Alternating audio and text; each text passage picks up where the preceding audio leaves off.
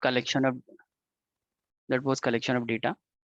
So we will first of all revise everything in this chapter, then we will continue with the other topics in this chapter. So first of all, we in this chapter we have discussed the meaning of statistical inquiry, wherein I have explained that the statistical inquiry is basically refers to the collecting information regarding any subject matter by the investigator, regarding information, quantitative information that we collect regarding any subject matter is called a statistical inquiry. So the basic purpose of collecting information is to obtain the fact and figure about anything. All right. And I have also explained that there are four elements of the statistical inquiry, which include, first of all, there is an investigator. The investigator is basically a person who conducts the statistical inquiry and collects the required information. Then there is an enumerator. Enumerator is a person who basically assists the investigator in collecting the information. So he is a kind of employee or the worker for the investigator. Then there is a respondent. Respondent is a person. Respondent is also known as informants. So respondent or informants are known as the person are those person who from whom the information is to be collected. And then there are methods by which information is collected, which is called survey. Okay. After this, we have also covered the various sources of collection of data. And in this particular topic, I have explained that there are primarily two sources of collecting information. One is called internal source and the other is called external source. And external source can be further categorized as the primary and the secondary source. And data collected from the primary source is known as the primary data. Data collected from the secondary source is called the secondary data. And there are further subdivisions of the primary data. Data that the investigator himself collect from the primary source can be categorized into various parts like direct personal investigation, direct oral investigation, telephonic interview, and mail questionnaire. And then we have questionnaire by enumerator. Okay, so all right, so we will be doing these topic in today's session. What is a direct personal investigation, indirect oral investigation, and what is telephonic interview, and all of these we will cover in this session. But other than this, I think in the previous class I have also explained the difference between the primary and the secondary data. So these are the various bases on the basis of which we have understood the differences between the primary and the secondary data. After this, I think we have also covered survey, right? Yes, sir. Okay. So in survey, I have told you that survey are basically methods by which information is collected, and survey can be broadly categorized as the census and the sampling method.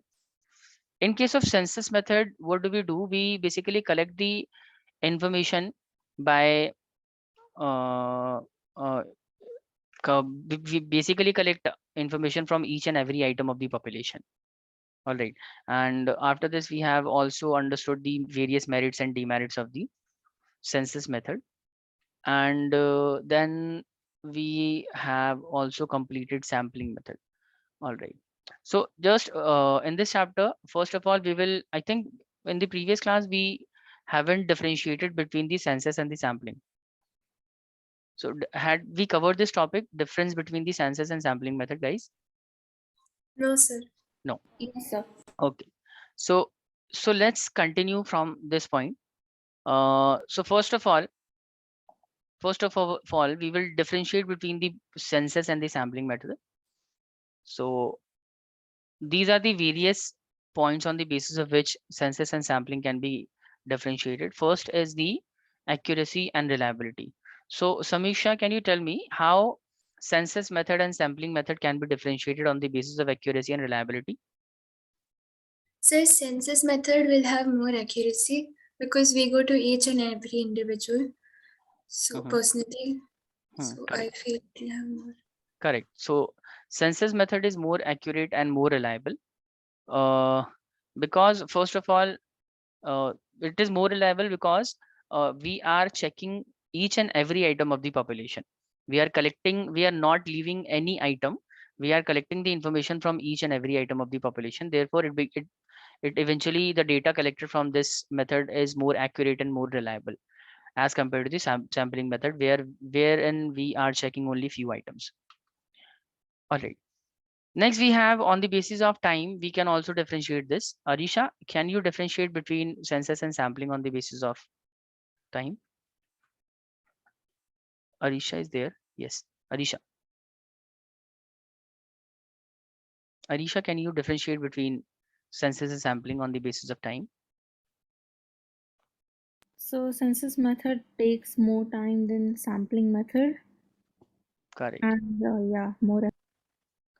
All right. Next, Ikra, on the basis of area of investigation, tell me under which kind of situation census is applied and in which situation sampling will be applicable?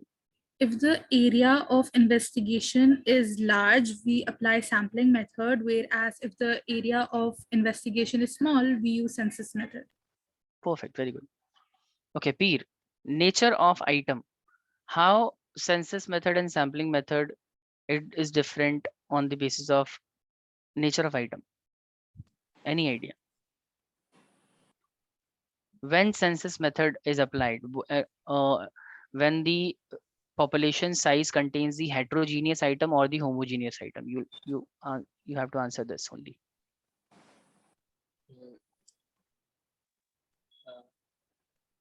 Come on, fast. In which Sir, situation? Tell me. heterogeneous. Heterogeneous, correct. That was a guess. And by the way, this is correct. Census census method is applicable when the items of the population size is heterogeneous in nature. That is, every item of the population has the different characteristic or feature. In that case, only census is more appropriate to apply. And sampling method is suitable when the items of the population is of homogeneous nature. Okay. And then on the basis of cost, we can also differentiate it as the census method is more expensive and sampling method requires less cost. All right. Similarly, on the basis of administration and manpower also, census is more difficult to administer, and this also requires more manpower. But whereas in the sampling method, we require less administration and less manpower are required. So is every point of difference is clear to all of you? Is there any Yes. doubt you want to ask anyone? Sir, No so doubt. census is heterogeneous and sampling is Sampling is homogeneous. okay. Okay. So we are done with this. Now let's understand what are the various types of sampling. We will be covering the various types of sampling first. So see, there sampling can be categorized into broadly categorized into two parts. There can be a random sampling method and there can be a non-random sampling. So I think all of you understand what is sampling. A sampling basically means that we only pick few items out of the total population. So let's say if the total population contains 2000 items, right? If a population contains 2000 of item, and we only pick only few of them out of 2000, let's say I am picking only 200 items, and on the basis of the information collected from those 200 items, I'll be making my opinion or conclusion regarding anything.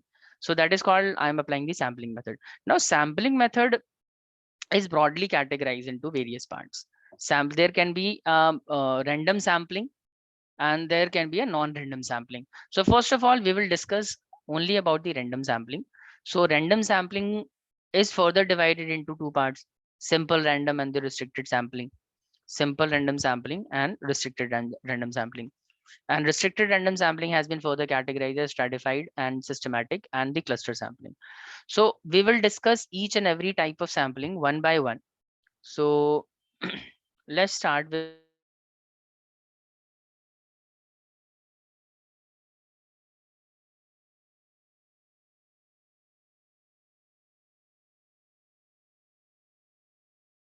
Sir, you're muted, sir. I can't hear So you. you're not audible. Sir, So, hello. If I'm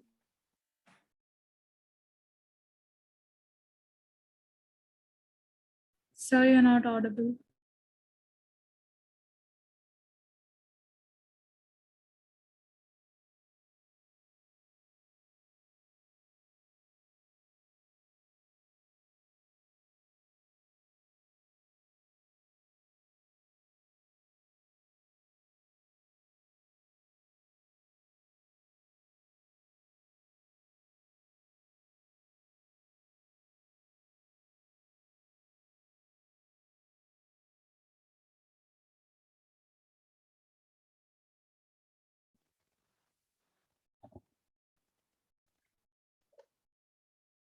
just a minute, everyone. Let me resolve this issue.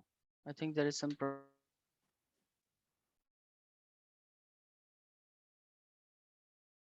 problem with.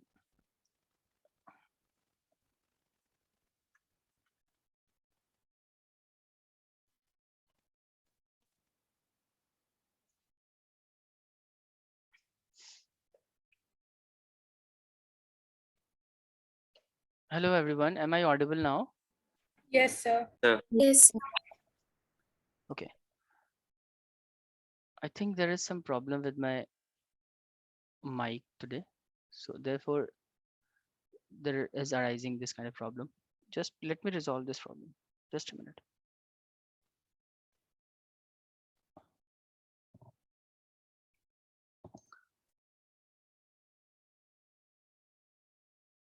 Okay. So we were talking about simple random sampling. All right. So what is a simple random sampling? Simple random sampling are one in which every item of the population has an equal chance of being selected. This method is also known as unrestricted random sampling. See, let's say if there are, for example, to to make you understand this, suppose I have 200 students in my class. All right. And out of all those 200 student, I have decided that I will take a few student for the dinner, for example. I will give them a treat, for example. And I want to select few student out of the 200. I want to select only 10 student out of all the 200 students in my class. So what I did, I basically wrote their name on a paper, on different papers. On each paper, name of one student is written, and I put the name of every student in a bowl, right? And out of all the chits that I have put in the bowl, I have picked only 10 chits, and I have decided that whose name is written on this sheet, I'll gonna take this student on the treat. So now this is called this random sampling. I'm basically selecting 10 students from my class for the treat or for the dinner, and these 10 students are basically selected on a random basis. I'm not using any kind of logic. I have just written all the name of all the student and put all the names in a bowl, and I have selected few chits from the bowl itself. So this is basically called random sampling of selecting the student. I have selected few student and I have selected the student randomly. So this is called random sampling. This method is also called unrestricted random sampling. See, it is also written here that simple random sampling is also known as unrestricted random sampling. All right, everyone. So simple random sampling is clear. Among out all the population, if I select few items and that too on a random basis, this will be called random sampling. The best thing about this sampling method is that investigator is completely unbiased, and every item of the population, every student in the class has equal chance of getting selected. Correct? Because the investigator is not getting biased. He is not deciding the student on his own. He is basically relying on the chits that he will pick, and on the basis of that only he will be taking that particular student on the and giving him the treat. So this is called the investigator is applying the random method of selecting the students. This is called simple random sampling. So there is no personal biasness under this method on the part of the investigator, as every item has equal chance of being selected. Tell me guys, is this clear to all of you? Simple random sampling is clear. Yes, sir. The screen is not clear. Screen is not clear, so I'll have to share the PowerPoint with you. Just a minute. Is it clear now? Yes, sir. All right. So tell me guys, is the concept regarding simple random sampling is clear? Is the meaning of Yes, random sir. sampling is clear? Yes, sir. Let's move to the next kind of sampling method. This is called restricted random sampling, and under the restricted random sampling we have 3 types of sampling. First of all is called stratified sampling. Now see, what is a stratified sampling? In case of stratified sampling, what do we actually do? We divide the entire population. Population is basically population refers to the size of all the item. All the items are collectively called population. So uh, and each and every item in the population is considered as the unitary item of that particular population. So in case of a stratified sampling, what do? We basically divide the entire population into different groups, or on the basis of their characteristic or features. On the basis of different characteristic, different features, we made the different groups, and out of each group we select few items. From each and every group we select few items on a random basis. So what is happening here? We first of all we have decided the entire population size into different group based on their different characteristic and features, and then after that I am picking up each from each group few items as a sample. So this is called stratified sampling.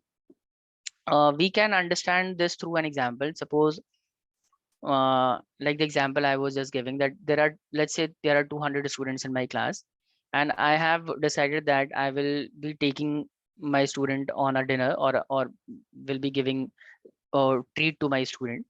Now what I did, I have decided to basically categorize all the students into various categories, into the different groups, based on, let's say I have made a group based on the uh, I can make the group on any basis, or on the basis of any characteristic.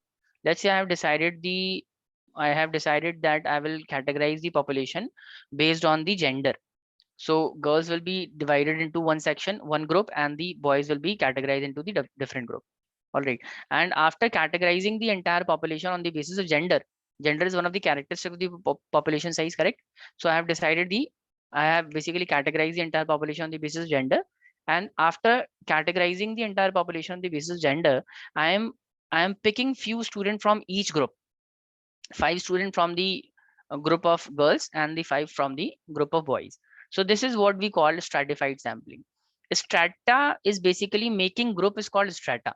Different group in which population has been divided is called strata.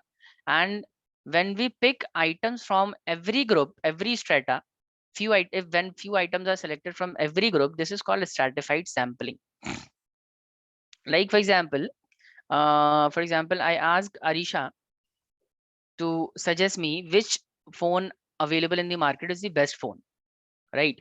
So because phones available in the market have different characteristic and features, some phones have the better quality of camera, some has the better picture quality, some has the better screen, some has better, for example, battery backup, then some has the better processing speed. So in order to decide which phone is best, what she did, she basically divided the entire population size, all the mobile phone into different groups.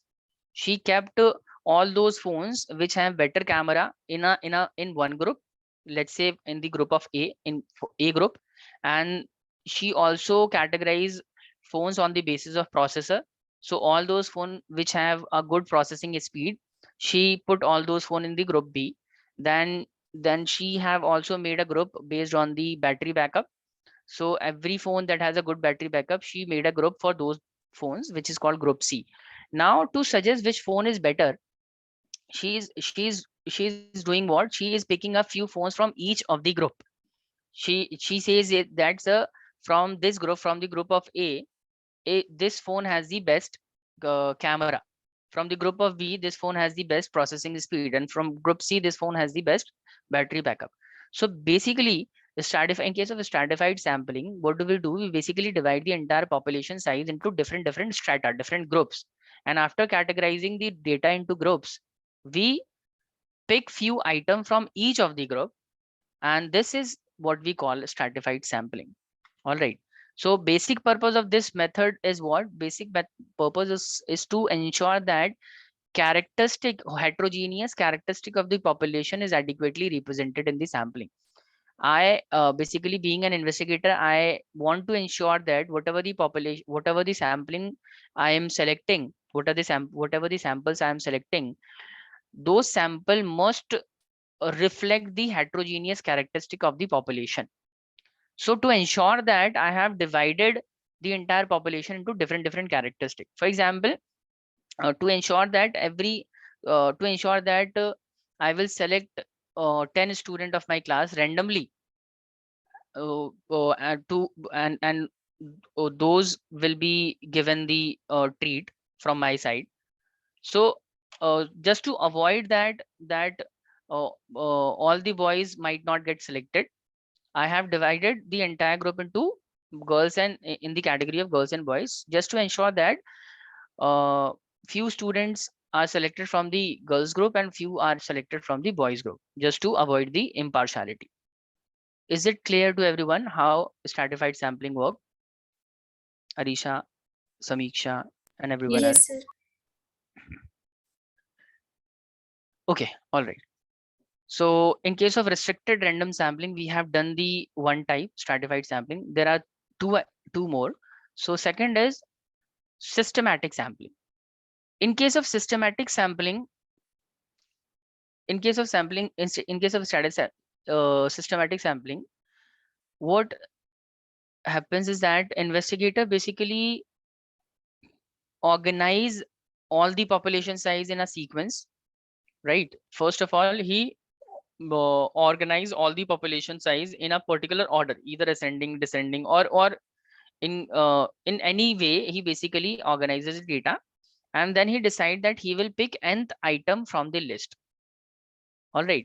So when he decide to pick every nth item from the available data, that will be called systematic sampling.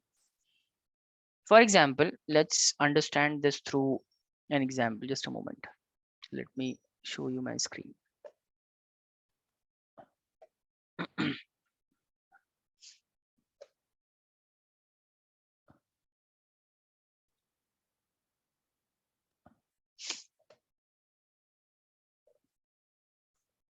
Okay. Okay. Suppose there is a person. There is a person who is he is an auditor. Everybody knows who is an auditor. Auditor is a person who audit the books of account of a company. He need to check books of account of a company. He need to basically find out that whether the books of account are prepared properly and books of account present the truthness and fairness of the business or not. So for that purpose, what do the auditor do? Auditor has to ensure that books of account are properly prepared or not, and for that purpose he basically check invoices, right? Invoices are what? Invoices are basically there are two types of invoices: purchase invoice and sales invoice. So let's only talk about purchase invoice. So to ensure that whether the books of account has been prepared properly or not, he will have to check the purchasing invoices. So there are 10,000, let's say there are 1,000 invoices that is maintained by the business, and being an auditor, if he check each and every invoice, this will take a lot of time, correct? So instead of checking each and every invoice, he have decided that he will only check every 50th invoice, correct? So out of the 1000, the invoice that is falling on the 50th number, he will check. Then he will check the 100th invoice, then he will check the 150th invoice, then he will check the 200th invoice, then he will check 250th invoice. So every 50th invoice he is going to check. This is called systematic random sampling. This is called systematic random sampling. Is it clear, everyone? What is systematic random sampling? All the data is organized in a particular system, in a particular order, either ascending, descending, chronological order, or any order, and auditor decide that every fifth or any particular nth item will be selected as a sample. So this is what we call systematic sampling. For example, I just a minute. For example, there are 200 students in my class, right? So 200 students in my class, and I have decided to check their performance. I've decided to check their performance, and for that purpose, I'll be asking them questions, whether they are studying or not. I basically want to have an idea whether the students are studying at home or not. So I will be asking question from my student. So tell me, is it possible to ask a 200 student in a particular period? If I have a period of, let's say, 45 minutes, so is it possible to ask 200 student, every student one question in that particular time frame? Answer is no. No, sir. So what I have decided that I will ask every 10th student. I will ask every 10th student, and that 10th student will be decided on the basis of roll number. So every student that falls on the 10th item, 10th roll number, I will be asking that student a particular question regarding the particular topic. So out of the 200 student, I have asked question from the 10th student. Then the student have the 20th roll number. I have asked question from that student also on the 30th, on 40th, then 50th. So by applying this method, I just have to ask 20 student in my class. I'll have to ask 20 students in my class regarding a particular topic, and on the basis of that only I'll be able to decide whether the students are actually, what is the current performance, current situation of the student, whether they are studying at home or not. So basically, in case of systematic random sampling, what do? We, under this method, a particular item, that is nth item, is selected by the investigator to collect the required information. Tell me, is this clear, Arisha, Samiksha, Ikra, Peer, and everyone else? Is there Yes, any sir. doubt? Please tell me. No, sir. No, sir, everything's clear. So this method can be applied if data is arranged, if data is properly arranged. If data is not arranged, it will be difficult to basically decide which item to be selected. You won't be able to decide which is the 5th item or the 50th item or the 10th item. You will only be able to decide which is the 5th or the nth or any item only when the data is properly organized in a particular order, either in the ascending, descending, or any order. So after this, we have the third type of sampling. In case of restricted random sampling, we have the third variety, which is called cluster sampling. This cluster sampling is very much like the stratified sampling. You will have to be very attentive in understanding this. So let me also explain this through an example. Then we will cover the definition of this. See, in case of cluster sampling,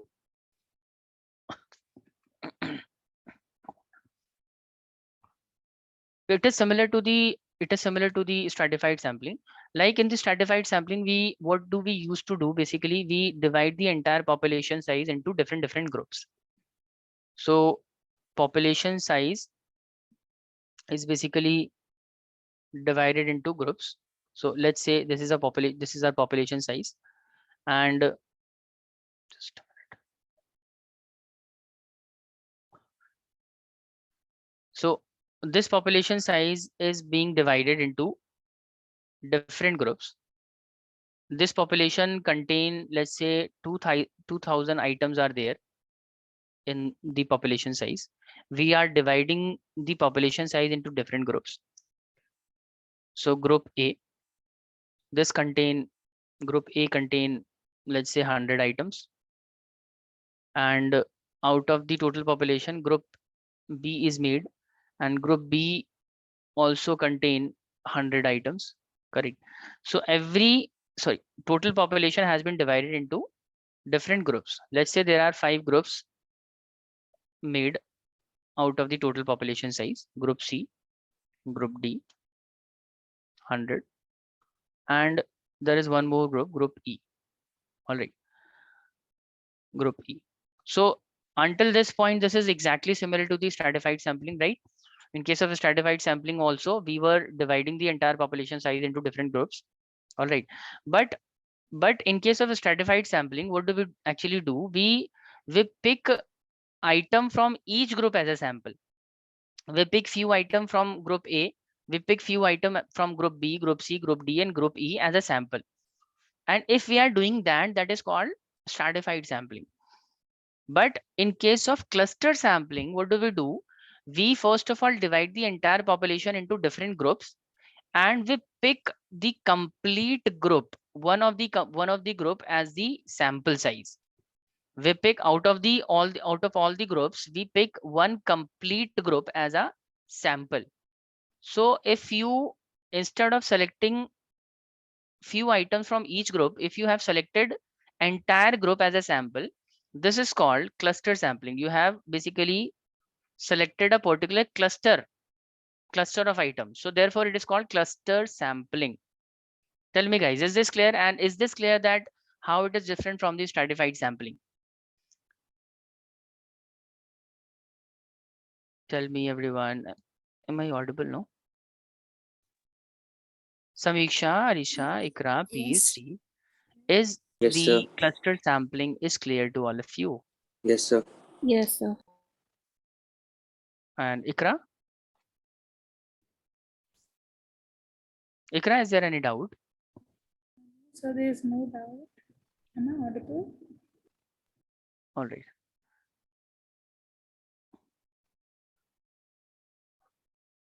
Let's move to the slides. So in case of cluster sampling, what do we do? Under this method, total population is divided into subdivisions. That is, total population has been divided into groups, which is known as, this time this is known as cluster. Instead of calling them strata, we call them cluster. And then out of all the cluster, given number of cluster are chosen. Few clusters are completely taken as a sample. This can be only one cluster can be taken as a sample, or you can also take more than one cluster as a sample. And that particular sample is selected randomly. Which cluster will be selected? That is random.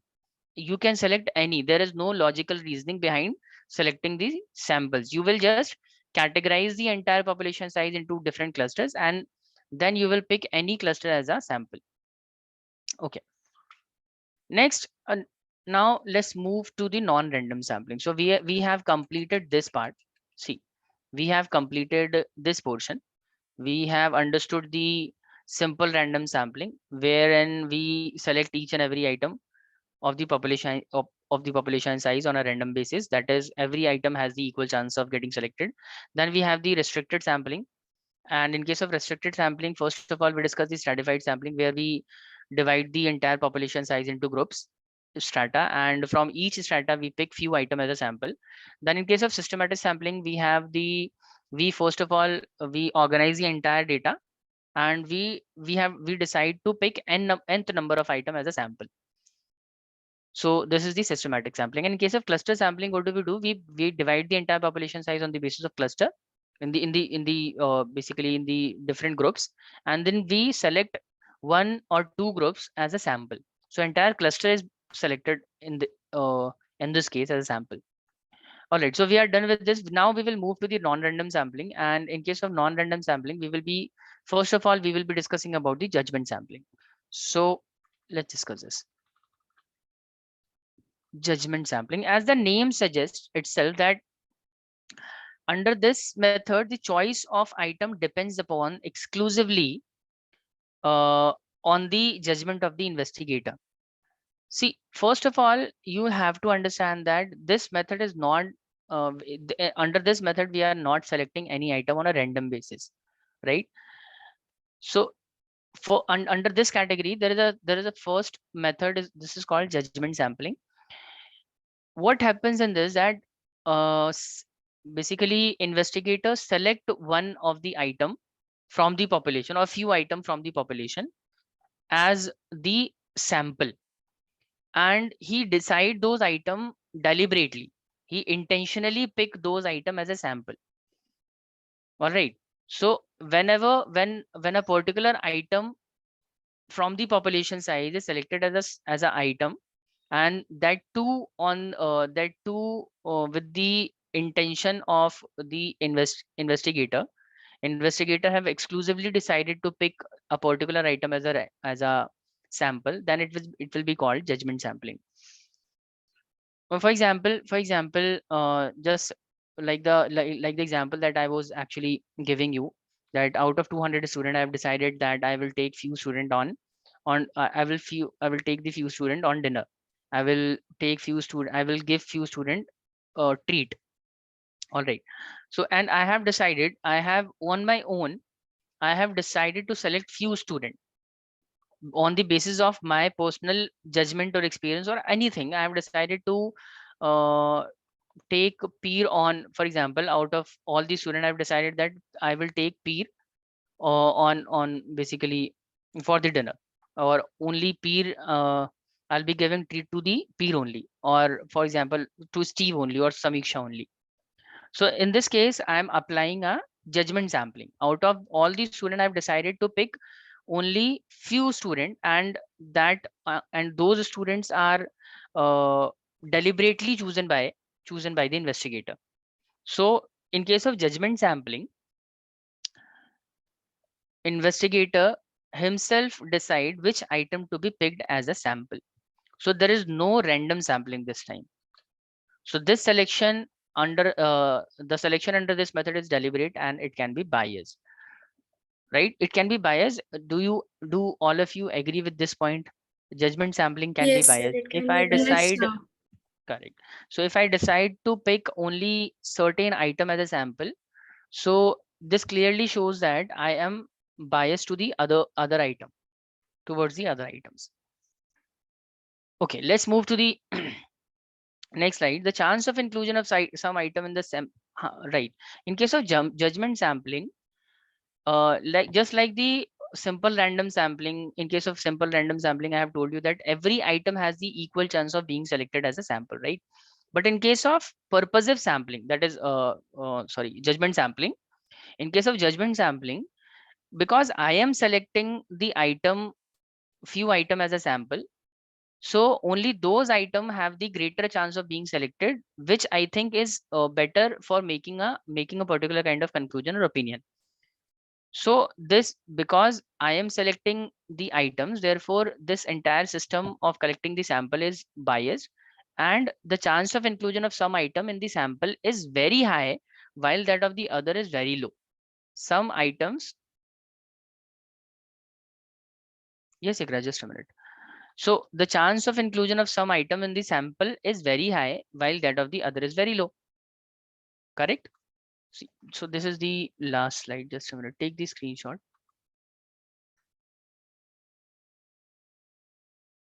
Done, sir. Okay. So because investigator intentionally chooses one of the item as a sample, a few item as a sample. Therefore, this entire system is also called the purposive sampling. This is also called purposive sampling. Purposive sampling. Investigator has certain purpose, and to satisfy that particular purpose, to satisfy that particular need, he decided to pick certain number of certain item as the sample only and avoided and ignored the other items. So therefore, we call this particular method as the purposive sampling as well. All right, next is non-random. In case of non-random sampling, we have the other type of sampling also. We have this time we have quota sampling. And again, this is very much similar to the stratified and the cluster sampling. Now, there is also a little difference in this as well. So let's understand this on the notepad. Just a minute. So what happens at the quota sampling also? First of all, in case of quota sampling, we basically divide the entire population size. Again, we divide the entire population size into different groups. Different groups. Group A, Group B, Group C, Group D. So let's assume that the total population size has been divided into 4 categories, 4 population. And after categorizing the entire population size into different groups, now what does the investigator decide? He decide that he will pick 20% of the item from group A out of the whatever the number of items in the group A. Let's say there are 100 items there in the group A. There are 200 items in the group B, and then he also made a group C, wherein he kept 150 items in the group C. And in case of group D, he have put, let's say, 50 items in the group D. So the total population size was actually 500. 500 was the total population size. He has divided the entire population size into different group A, Group B, Group C, Group D, and every group has different number of items. All right. Now, what is the investigator saying? Investigator have allocated certain amount of percentage to each group, and he's saying that he will select 20% item as sample from group A. He will select 5% items as sample from the group A. He will select, let's say, 15% item as sample from group C, and from group D, he will be selecting, let's say, 30% of the items. All right. So this is what we call quota sampling. So this is very much similar to the stratified and cluster. Like in case of stratified sampling also, we were categorizing the entire population into different groups and strata. In case of cluster sampling also, we were dividing the entire population into different groups. And in case of quota sampling as well, we are dividing the entire population size into different groups. Now the difference is important. In case of stratified sampling, we were picking the item from each group on a random basis. There was no certain percentage specified there. We were just picking any number of item from any group, right? And in case of cluster sampling, we have picked the entire group as a sample. That is cluster sampling. Now, in case of quota sampling, we have allocated certain amount of percentage to each group, and we will be selecting only this percentage from this group. We will be selecting 20% of the item as a sample from this group A. Let's say 20% of 100 is 20. So we will be selecting 20 items as the sample.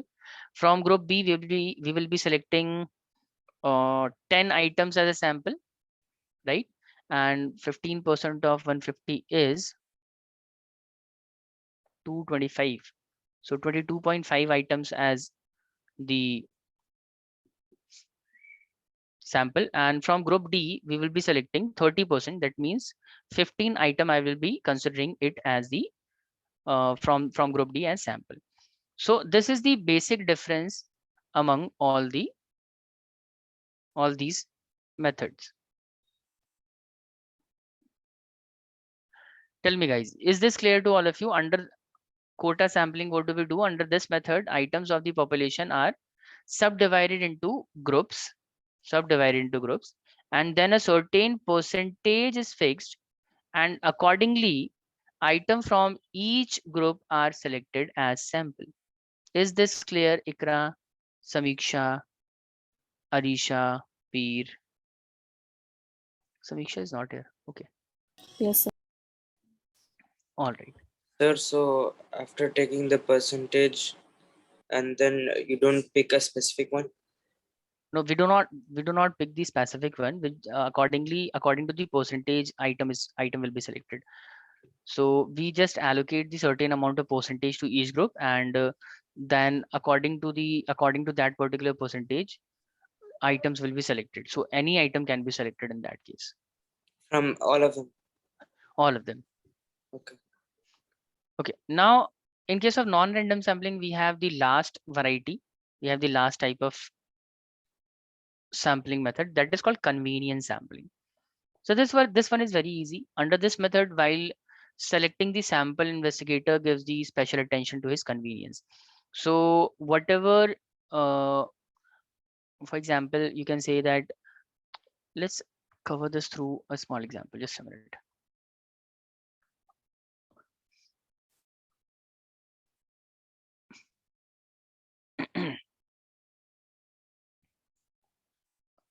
See, in case of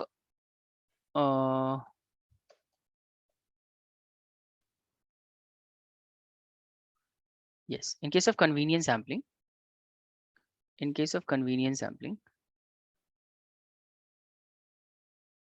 how sampling is done. See, for example, I have asked Peer to collect information. I have asked Peer to collect information regarding the revenue and profit or losses and total inventory. All of these information I have asked Peer to collect, and regarding the retail shop in his locality. Retail shops in his locality. So I have asked P to collect these information regarding the retail shop in his locality. I have asked him to collect these information of at least 10 shops. So I am asking P to collect these information regarding 10 shops. Now, the area in which P resides, this has a, suppose Peer is living here.